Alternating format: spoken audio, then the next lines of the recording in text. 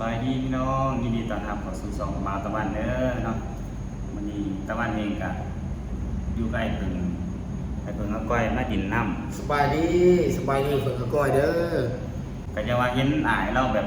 ชีวิตช่วงนี้เดินทางเด้ออยู่หน่อย เดินทางน้ำมือก็สิมาส่งแม่อีกเลยนี่โอ้ยยังว่าน้องแบบเดินทางปลอดภัยได้เด้อห้าก็ขึ้นมาจากปักเซ่เมื่อวานซื่นทีนึงเด้โอ้ยรอบนี้นี่มันแต่ว่าผมลงไปบางทีนี่มันเอาของกันมาสลับนี่บ่เอาตู้เย็นมาเอาตู้เย็นแล้วก็หม้อแห้งแต่กระโปะแล้วก็เข่ามาหนึ่งมากินนี่แหละโอ้เริ่มเป็นครอบครัวให้เราเนาะเริ่มจะเอามาเห็ดนั่นเห็ดนี่กินแล้วบัดเรื่องน้อยๆเล็กๆน้อยๆสมมุติข้าวเสาร์เฮาก็เฮ็ดกินเองก็สิเป็นนั่นแม่นนั่นข้าวกินเองวันเฮาออกไปนอกเฮาก็ซื้อกินอ้ายก็อยู่ไกลตลาดอยู่แม่ๆไก่ตลาดดงคำสร้างเนาะโดยเพราะว่า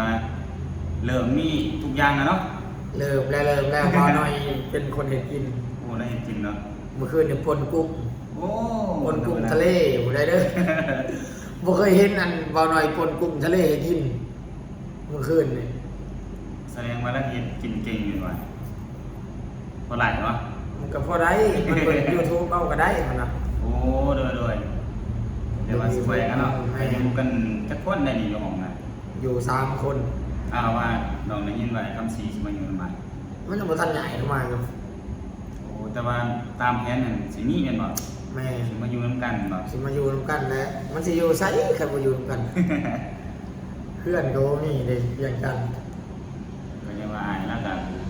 เนาะช่วงนี้ก็เดินทางตลอดกับน้องเองก็เป็นกำลังใจให้ได้เด้อเพราะว่าเมื่อกี้ก็มาซี่เนาะแล้วก็ขึ้นมาแล้วก็คือว่าเป็นจะได้ชีวิตสามีที่ว่าน้องเห็นก็คือว่าเป็นกระจกแต่มาแม่ไปเป็นจะได้พีนมันโผล่มาใส่อายบริเวณนี้ยังบริเวณนี้ยังเอาความหมายว่าโดดก็ขี่มากก็เหยียบแม่เดี๋ยวมันโผล่มาใส่พีนอยู่ใส่สวยเนาะมันสวยมันบ่ยากเห็นบ่บุญโฮมก็ยังว่าซื้อใหม่ไปนี่บ่ก็ยังว่าอันนั้นรถไอ้เด้ที่จะได้มันแล้วบริวารใหญ่แล้วก็บริวารจะได้แหละมันอุบัติเหตุเลยก็มีแต่สิเปลี่ยนเองเข้ามา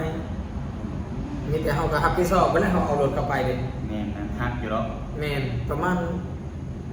6-7,000 นี่ติบ่หรือว่าเป็นหมื่นก็บ่ฮู้ดอกเพราะว่าบ่ได้ถามมันกระจกหน้ารถรีโวโอเด้จักปีแต่ปี22แม่นเนาะก็จะว่ามันจะเสียเงินหน่อยเนาะลงไปบ่ได้เอ้าคือจะเอามาเบิ่งคือบ่ลองมาเฮ็ดนำรถยังไงจะบ่เฮ็ดอยู่สูตรรถอีหยังก็เขาเอิ้นว่าเฮ็ดหยังเพิ่นมาสลบคอนั่นแหละมีตะโคนะคันเฮ็ดอีหยังก็ได้แม่นที่บัดจะคันเรื่องในสำนักนะแหวนซื่อๆนะเฮาก็บ่ได้เฮ็ดอีหยังบ่ได้สนจังแล้วยังพกมาใส่จะเพิ่นเบิ่งโอ้ชีวิตน่ะมรสุมชีวิตสิเป็นหยังอันนี้ก็น้องเองนี่ก็ปีใหม่นี่ก็มาบวชได้นี่มันบอกสิบวชจะเดือนบวช7 วันบวชแทนคุณพ่อคุณแม่โดยในใจก็อยากบวชเป็นปีอย่างเงี้ยก็ได้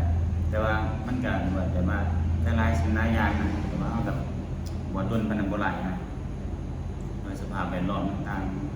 ๆแล้วบวชเป็นปีบวชเยอะบวชไทยด้วยก็จึงว่าเรียกว่าสิบวช7 วันนี่แหละแต่ว่านี่7 วันตั้งใจสลับเลยแต่ว่าถึงว่าบวชอยู่อันบ้านเองผู้ที่โดยบันคอนนนเดชนะคนไหนบวชอยู่บ้านคอนนนเดชถึงว่าชีวิตนี่ก็เป็นอันนี้ก็จะบวชคือกันเอาง่ายก็จะบวชนะอยากบวชนั่นแหละก็ยังว่าอยู่เฮ็ดสูตรลดนักมันก็จะบ่ได้เฮ็ดอยู่เดี๋ยวนี้บ่มันมีแต่หลายเสียเงินนะแต่ปี2025-26นี่นะบ่คันว่าอยากบวชมีวัดแล้วบ่คันว่ามื้อนึงอยากบวชดีๆอยู่เวียงนี่น้องมีวัดแนะนำอยู่คันแบบว่าอยากบวชน้องบ่คันแบบว่าบ่ทันได้มีนะแต่ว่าคันแบบว่ามื้อนึงคันคิดอันนี้ดีน้องมีหมู่อยู่เป็นครูบาอยู่เวียงนี่เราหมู่แล้วเป็นคนแบบสายธรรมะนะเราไปคนสอนแต่ธรรมะ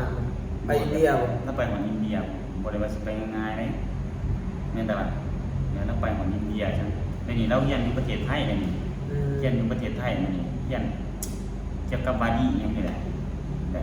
ไปจบอยู่ลาวนี่แล้วก็ไปต่อโทบ่ดีกว่าจบตีนี่ก็ไปต่ออีกบ่แล้วก็ไปมาแล้วอยู่วัดป่าหนองบัวทอง วัดป่าหลวงพ่อทองตัง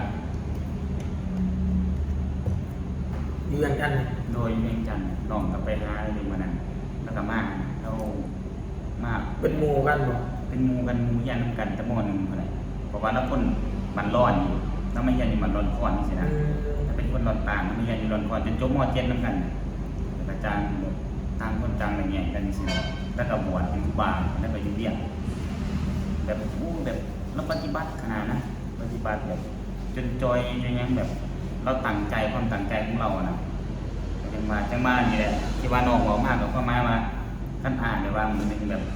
เฮ็ดรถนำรถในกันแบบอันนี้นะท่านแบบว่าอ่านแบบบูว่าไปวัดไรนะสมุ นี่ ก จะ เป็น สู ส ด มุ ร ก ถน้ำอะไร เป็นสมุกไรวัดอย่างเป็นวัดป่าเนี่ยอะไรท่านแบบสบายใจนะไปวัดนะแบบเนี้ยเป็นเนี้ย เพราะว่าช่วงนี้ก็มีแต่ของมีแต่เข็นเลยจึงสมองบ่เปลี่ยนชื่อดอกชื่อบุญโฮมยังก็มีแต่โฮมเห็นบ่ เออ ไปหน่อยหนึงนี่มันเดี๋ยวเสียเงินแล้ว เงินนี่บ่มีอยู่กับทงนะหามานี่บ่เคยแบบเก็บเลยนะมีแต่เบิดอย่างเงี้ยนะ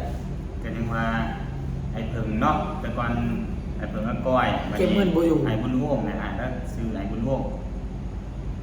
จังว่าอีหยังกับเดี๋ยวนี้มันจะแนวเสียงกันหน่อย มีแต่เสียกับเสียระวังก็ยังเสีย บัดจิต โดยเฉพาะชาวพี่อาหยอก โดยเฉพาะสาวมีอ้ายแล้วว่า หยอกแต่ว่าเกิดเรื่องอะไรเนี่ยทุกคนมันเรื่องแบบโอ้เขาก็ไม่อยากให้เกิดนั่นแหละแต่ว่ามันเกิดอุบัติเหตุไปเสียนะขี่รถเรื่อยเมื่อก็ยังเกิดอุบัติเหตุมืออีก มือ มาส่งพ่อแม่บาทเนี่ยเอาเสียน้ำมันก็ขึ้นอีกแล้ว มีใครกว่าตอนตะวันจะมาแต่ทางนั้น เขาบอกมีอยู่ปากเสียงเขาคายให้ปั๊มหนึ่งครับคายให้500,000บ่ให้เต็มทัง หมวยเต็มทั้งน่ะ แล้วก็ออกมานอกหาซื้อแถวปั๊มน้องนอก โดยไอ้กระสือมาเรื่อยเนาะ ใส่เต็มทังมันเขากันคายให้เต็มทังขนาดไม่เดียวนะยังขีดเดียวนี่มัน8-900,000เต็ม นักเนาะเดี๋ยวนี้เราน้ำมันแบบพี่น้องยังว่าอยู่เวียงจันทน์นี่กับบังปั่มนี่ก็ขาหน่อยเนาะ ครับน้ำมันขึ้นนี้เลยได้อมัน แม่นบ่ ขึ้นประมาณ700บ่ฮอดบ่ ขนาดเลยแต่ก่อน 30เท่าใดเลยเดี๋ยวนี้32บ่ เดี๋ยวนี้นะเอาแต่ก่อน27น่ะ 32ที่ โอ้ขึ้นเลยเนาะเป็นเงินไทยเท่าไหร่นะประมาณว่า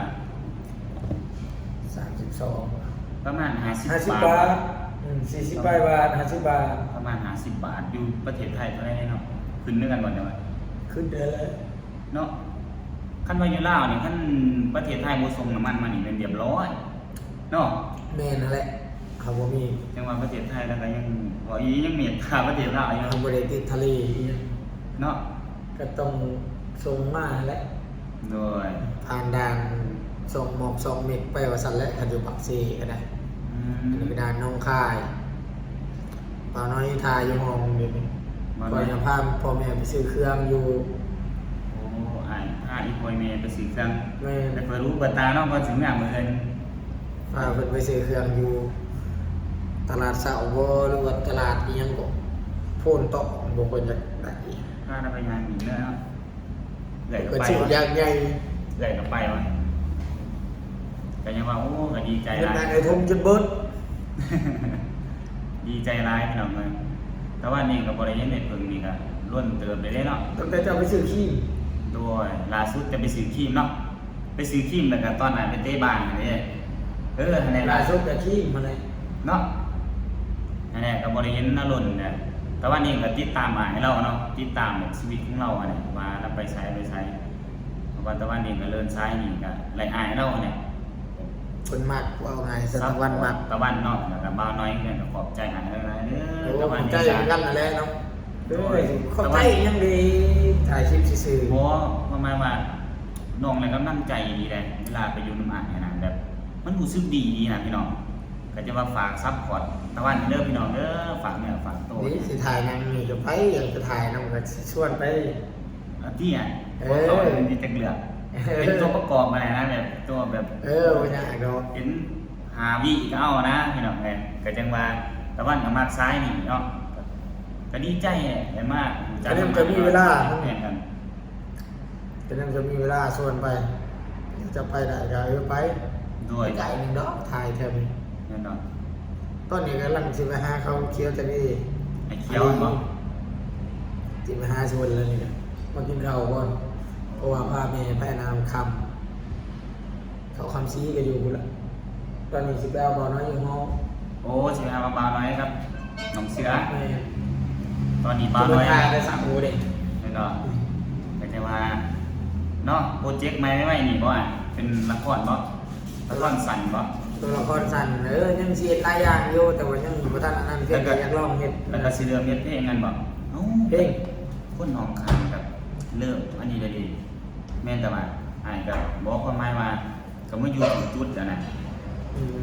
แม่นแต่ว่า ก็คอยเสียงดีคอยเฮ็ดแล้วบัด โอ้เสียงไงก็ดีแต่ว่าเพลงก็ฟังมันจะตลอ มั ด น เลย บ่ดีแต่เฮ็ดไปเพราะอันม่วนซื่อๆเด้อคนเสียงดีโอ้ยคือเขาสักทีเฮ็ดโน่นเพลง ก็จะว่าน้องเองก็สิเริ่มเฮ็ดคือกันเฮ็ดเพลง ก็สู้ๆอัน โด เฮ็ด ย โลก ใจร้ายก็มักซ้ายนี่แหละ แม่น น้องเองก็มักซ้ายนี่แหละถึงเสียงสิบ่ดีก็ยังแต่ว่า แม่น มันมาทางในร้านนี่นะร้าน YouTube นี่แหละถ่ายคลิปนำเฮ็ดเพลงนำสลับซับเปลี่ยนกันขั้นตอนเวลาอะไรบ่มีเพลงจังซี่เฮาก็ถ่ายคลิปไปให้พี่น้องเบิ่งนำวิถีชีวิตก็จังว่าปีใหม่เนาะปีใหม่อ้ายไปกินเซ่บ่ นั่นน่ะสิมาเซ่ เมื่อน้องเคยบอกอยู่แล้ว เมื่อเอาบ่ได้อยู่นี่นินกับไผ เนาะ เฮาเคยยินอยู่พุ่นแหละหมู่คู่ก็อยู่พุ่น โดยจะว่าน้องเองกันดีแล้วปีใหม่กับงานกันโอ้คันมีโอกาสเดินซี่มี ก็เจอกันอยู่พุ่น โดยโอ้จะสิมวนขนาดพี่น้องไงเพราะว่าทีมงานยูทูบเบอร์แล้วเนาะก็สิไปร่วมตัวกันเนาะพี่น้องอ่ะไปนำกันขับไปเนาะ แม่นนั่นแหละคือฮอดปักเซ่คือเก่าแหละเคยอยู่นอกบักหลายๆปีนะ ทีมนี่กันเดินหน้า มัน ไป บ่ได้อันโฆษณาโดนแหละ แม่นบ่ นอกแต่เมื่อเมื่อนั้นเป็นโฆษณาแต่ก็คนมาซื้ออยู่ดอกยังมีอยู่ โดยโอ้ก็ยังว่าดีเนาะแต่ว่านี่ก็แน่กับภาวนาให้ธุรกิจหน้าเราก็คือขิงกันก็ให้ได้ขายปังๆนะพี่น้องเลยแล้วก็คอยเนาะ นั่นแหละ คอยไตคอยหยังไปอันนี้ชีวิต เฮ็ดไปหั่นแหละมันจักเสียดหยังดีก็ขายไปบ่ได้ขายก็บ่เป็นหยังนะ เนาะมันก็มีหลายๆอย่างเฮ็ด ขายพอไปนำขบวนขาย ก็ยัง ขายใส่เอง ขายใส่ ขายใส่เองสิไปทำบางใหม่จะได้บาทนี่ โดยก็จังว่าเนาะพี่น้องตะวันเองก็สิขอลาไปมันเด้อก็ขอบใจตรงหลายๆเด้อเด้อ ใจ ที่ กั มาน รับรอง ใจกัน แบบมีโอกาสเด้อท่านเดี๋ยวมื้อใดว่างน้องขอไปถ่ายคอนเทนต์ต่างๆ ได้ ขอไปแบบคืออ่านไปทายเนี่ยไปทายแต่ละบอลสิตะวันนี้สิไปเป็นมือกล่องให้หาได้เองพี่น้องเลยเบิ่งมื้อนึงฝากติดตามไปเด้อที่นี่ก็สิขอลาพี่ลาน้องไปเด้อไปเนาะลาไปกับไอ้เพิ่นนี่แหละพี่น้องเนี่ยสบายดีพี่น้องบ๊ายบาย